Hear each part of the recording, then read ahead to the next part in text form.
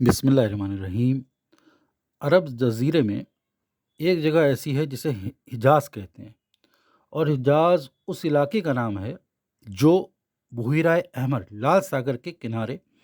ایک لمبی پٹی کی شکل میں شمال یعنی اتر سے جنوب دکشن تک پھیلا ہوا ہے، اور جس کی لمبائی 1000 کلومیٹر کے برابر ہے۔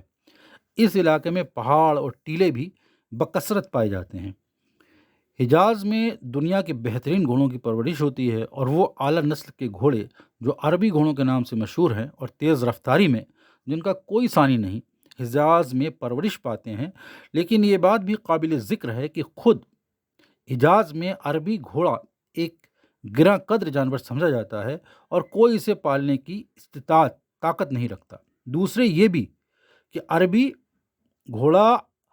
عرب جزیرے کے صحراؤں میں رہنے کے قابل نہیں، کیونکہ اس سے بھوک اور پیاس برداشت نہیں ہوتی۔ عرب باشندے جب یہ چاہتے کہ صحرا میں کسی جنگی مشن کے لیے گھوڑوں کا استعمال کریں تو ان کے لیے پانی اور چارہ مہیا کرنے کی غرض سے کئی فالتو اونٹ اپنے ساتھ لے جانے پر مجبور ہو جاتے تھے۔ یہی وجہ تھی کہ صحرا میں پانی کا مسئلہ نہ صرف اس جانور کے لیے اہمیت رکھتا تھا، بلکہ اضافی اونٹوں کی مدد سے پانی اور چارہ ڈھونا بھی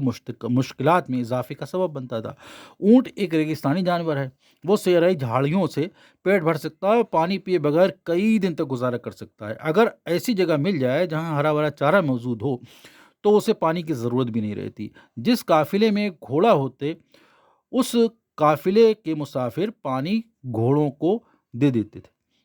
کیونکہ وہ جانتے تھے کہ گھوڑا انسان کی طرح پیاس کو برداشت کرنے کی طاقت نہیں رکھتا۔ لیکن جب وہ لوگ میدان جنگ میں اترتے اور لڑائی شروع ہو جاتی تو گھوڑا ایک بے مثال سواری کی حیثیت سے ظاہر ہوتا، اور کوئی دوسرا جانور جو سواری کے لیے استعمال ہوتا تھا پھرتی، چالاکی، تیز رفتاری اور فرما برداری میں گھوڑے کا مقابلہ نہیں کر سکتا تھا۔ عربی روایت میں ذکر ہوا ہے کہ جب اللہ نے آدم علیہ السلام کی تخلیق کی بنایا تو انہیں سارے جانوروں سے روشناس کرایا گیا،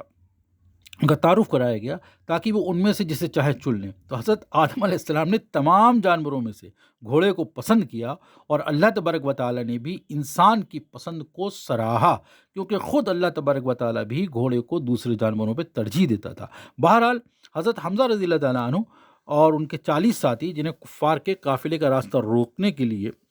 تیار کیا گیا تھا، اس بات پر رنجیدہ تھے کہ ان کے پاس گھوڑے نہیں ہیں، کیونکہ ان کا خیال تھا کہ اگر ان کے پاس گھوڑے ہوتے تو وہ فرائض